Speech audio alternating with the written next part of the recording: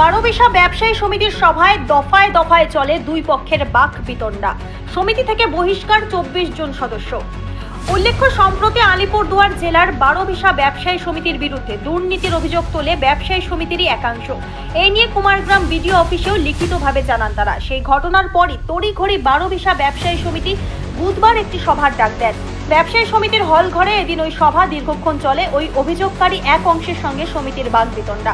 দুই পক্ষের বাকবিতণ্ডা চরম পর্যায়ে পৌঁছায়। বাকবিতণ্ডা থেকে হাতাহাতি শুরু হলে পরিস্থিতি নিয়ন্ত্রণে আনে পুলিশ। আইন শৃঙ্খলার অবনতি যেন না হয় সে কারণে এদিন সকাল থেকেই কুমারগ্রাম থানার অন্তর্গত বারোবিশা ফাঁড়ির পুলিশ সভাকক্ষের সামনে উপস্থিত ছিল। তবে ব্যবসায়ীদের মধ্যে থেকে বারবার দাবি উঠেছে গোপন ব্যালটে ভোটের মাধ্যমে ব্যবসায়ী সমিতির নতুন কমিটি গঠন করার কথা। এছাড়াও বিভিন্ন অভিযোগ নিয়ে চলে আলোচনা। এদিন ব্যবসায়ী সমিতির পক্ষ থেকে জানানো হয় 24 জন সদস্যকে বহিষ্কার করে সমিতি। আলিপুরদুয়ার থেকে অমল বর্মনের রিপোর্ট, আমাদের টিভি।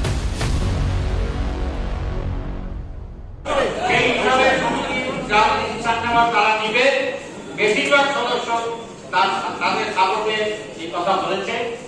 এখন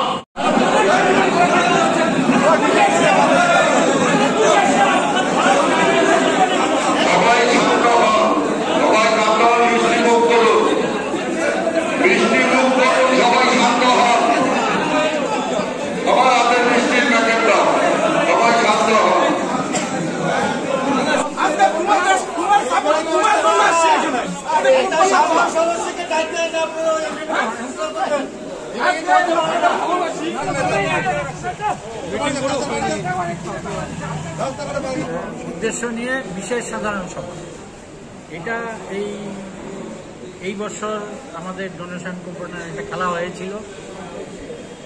সেই খেলার হিসাব নিয়ে যে ক্যাশিয়ার করা হয়েছিল, যাকে বিশ্বজিৎ দাস, সে হিসাব দিচ্ছিল না। তার সঙ্গে একটু মনোমালিন্য হয়েছিল, তো সে এখন অবধি হিসাব দেয়নি।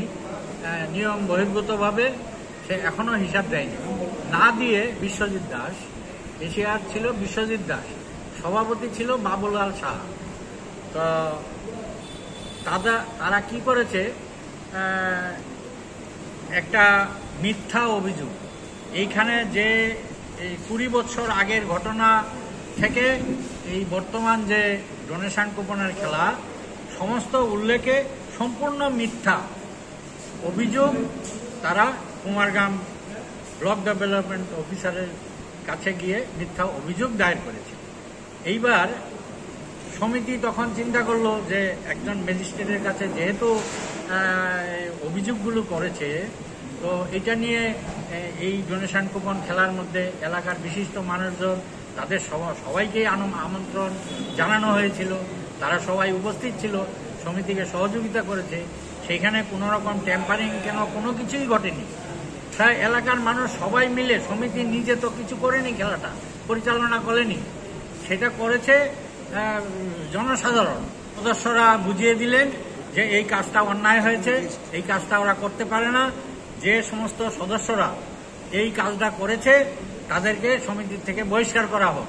24 জনকে আজকে এইখানেই সমস্ত ম্যানেজিং কমিটি এবং ব্যবসায়ীরা আজীবন তারা এদেরকে বহিষ্কার করার সিদ্ধান্ত।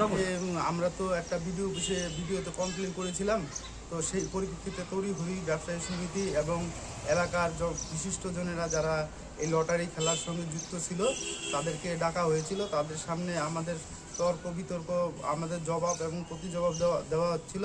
তো সেই সময় তারা উত্তেজিত হয়ে আমাদের প্রতি মারমুখী হয়ে যায়। তারপরে সভাটা যেহেতু এখানে আমাদের পুলিশ প্রশাসন এখানে ছিল, তারপরে সভাটা বন্ধ করে দিয়ে আমাদেরকে ওখান থেকে নিয়ে আসে। সমিতি যারা আছে তারা আমাদের মারমুখী হয়, গায়ে হাত তুলে।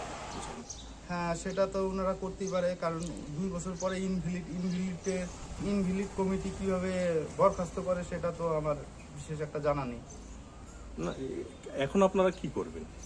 এখন আমরা দেখি কি করি। এখন যারা আমরা কমপ্লেন করেছি সবাই মিলে বসার পরে একটা সিদ্ধান্ত নিব এখন কি করা যায়। আমরা সবাই মিলে আলোচনা করে সিদ্ধান্তটা নেব। না আপনারা কি তাহলে যে কমপ্লেনটা করেছেন সেই কমপ্লেনটা কি মানে উইথড্র করবেন? না না, কমপ্লেন তো উল্টো করার প্রশ্নই আসে না, কারণ কমপ্লেন আমরা করেছি, কমপ্লেনের সততা আছে বলে তারা আজকে মারমুখী হয়েছে। যদি কমপ্লেনের কোনো বৈধ সত্যতা না থাকতো তাহলে তো মারমুখী হতো না, তাহলে তো আমাদের কমপ্লেনটা এমনি এমনি খারিজ হয়ে যেত। আমাদের যা কমপ্লেন করেছি তা একদম 100% সত্য। মানে অ্যাকচুয়ালি এটা তো সমিতির একটা আমাদের ঘরোয়া ব্যাপার ছিল। যাই হোক, সেই বাপি দাস সেটাকে বিডিও সাহেবের মাধ্যমে অনেকটাই সুরাহার পথে আসছিল।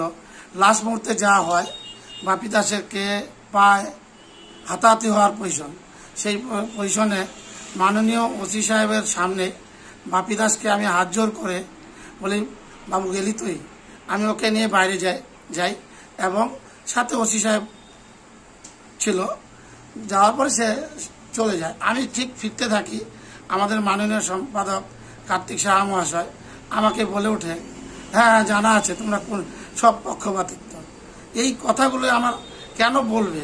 আমরা তো সমিতির, আমিও দীর্ঘ 2 বছর আগে সমিতির কমিটিতে ছিলাম এবং সমিতিকে যথেষ্ট ভালোবাসি। এই কথাগুলো কেন বলবে? আর উনি প্রতিটা কথায় কথায় একটা কথা বলবে, আমি কোন ফ্যামিলির, কেন বলবে? মেরে ফেলবো, এটা করব সেটা করব, কেন বলবে? এসব বলা ওনার একজন মাননীয় সম্পাদক হিসেবে ওনার মুখে হয়তো শোভা পায় না, সেটা আলাদা জিনিস। উনি একজন অনেকটা উঁচু পদে আছে না। আজকে তো ওনার সাথে বাপি দাসের কি পার্থক্য রয়ে গেল? বাপি দাস আমাদের 12 বিশার আম জনতা যত মাননীয় ব্যক্তিবর্গগণ আছে, আমার মনে হয় তাদের কাছে হাত জোর করে ক্ষমা বা ভুল স্বীকার করলে, যেটা লটারি বাবদে বলেছে, সেটা ভালো হতো, আমার ভালো লাগতো ব্যক্তিগত। এই নিয়ে কি আপনারা কোনো লিখিত অভিযোগ? না, লিখিত অভিযোগ নেই। আমি এটুকুই মাননীয় সম্পাদক কার্তিক সাহা মহাশয়ের কাছে চাবো, উনি যথেষ্ট পরিশ্রম করে সমিতির জন্য, কিন্তু কিছু কিছু কথা আর একটু যদি মানে মার্জনীয় ভাবে বলে